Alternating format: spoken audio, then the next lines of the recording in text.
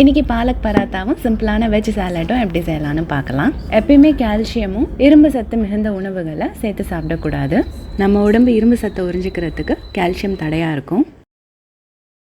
உதாரணத்துக்கு இந்த இரும்பு சத்து மிகுந்த பாலக் பராத்தாவோட கால்சியம் நிறைந்த உணவுகளான பால், சீஸ், பன்னீர்லாம் தவிர்ப்பது நல்லது.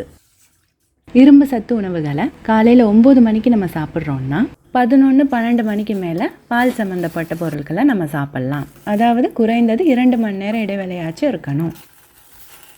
இப்போ பாலக் பராத்தா செய்கிறதுக்கு பாலக்கீரையோட தண்டெல்லாத்தையும் எடுத்துகிட்டு நல்லா கழுவி வச்சுக்கோங்க.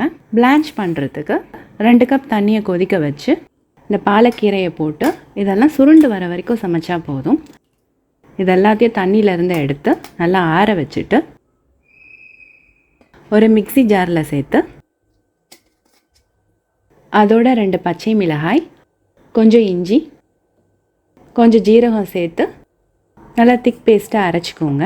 மாவு பிசைகிறதுக்கு 2-3 கப் கோதுமை மாவோட தேவையான அளவு உப்பு, அரைத்த பாலக்கீரை, 2 தேக்கரண்டி எண்ணெய், கொஞ்சம் எலுமிச்சை சாறும் தேவையான அளவு தண்ணியும் சேர்த்து சப்பாத்தி மாவை பிசைஞ்சு 1/2 மணி நேரம் ஊற வச்சுக்கோங்க. எப்பயும் போல் சப்பாத்தி மாவு மாதிரி திரட்டி நல்லெண்ணெய் சேர்த்து சமைச்சிக்கோங்க. அதே மாதிரி அயன் சம்மந்தப்பட்ட உணவுகள் எடுக்கிறப்ப கொஞ்சம் புளிப்பான எலுமிச்சை சாறு சேர்த்து சாப்பிட்றப்ப நம்மளோட உடம்பு ஈஸியாக அயன் சத்தை அப்சர்வ் பண்ணும். இப்போ சாலட் செய்கிறதுக்கு கொஞ்சம் முந்திரியை சுடுதண்ணியில் போட்டு 1/2 மணி நேரம் ஊற வச்சுக்கோங்க. இந்த ஊற வச்ச முந்திரியோட காய்ந்த மிளகாய் இல்லைன்னா சில்லி ஃப்ளேக்ஸோட முந்திரி ஊற வச்ச தண்ணியை சேர்த்து நல்லா திக்காக அரைச்சிக்கோங்க.